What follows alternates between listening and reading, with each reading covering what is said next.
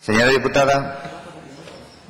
Pues, señor Gimeno, lo lamento realmente porque yo pensaba que de verdad ustedes iban a recular en su política fiscal. Y lo digo porque creo que su política fiscal aquí en Aragón ha fracasado. Sí, ha fracasado. Ya sé que usted me va a decir que cómo va a fracasar la política fiscal en Aragón cuando son los campeones en la subida de impuestos en España. Pero le digo que subir los impuestos por subirlos, recaudar por recaudar, parece que no tenga mucho sentido. Y digo que, por lo tanto, han fracasado en su política fiscal porque al final lo que han hecho es subirle los impuestos a los aragoneses, pero realmente al final no les han solucionado sus problemas. El señor Echenique decía esta mañana que la acción del Gobierno está completamente congelada y paralizada. También decía el señor Vicente esta mañana en la radio, y estoy con él y estoy de acuerdo, que la realidad de Aragón es que nada ha cambiado en estos 17 meses. Y al final así, por lo tanto, digo que sí, que por eso, precisamente por esa finalidad, su política fiscal ha fracasado porque su acción de Gobierno ha fracasado.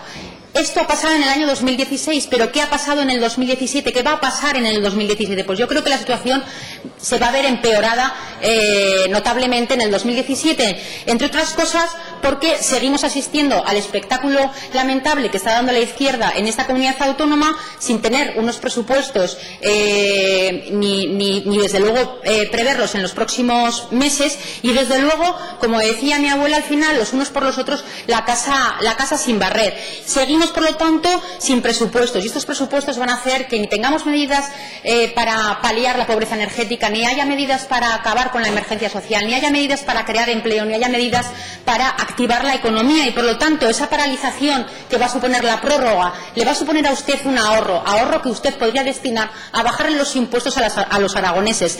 Esto, sumado al pacto al que han llegado con el Partido Popular a nivel nacional, en el que van a soltar más de 4.000 millones de euros a las comunidades autónomas y que buena parte de eso se va a beneficiar la comunidad autónoma de Aragón, podría aligerarle la carga fiscal a los aragoneses.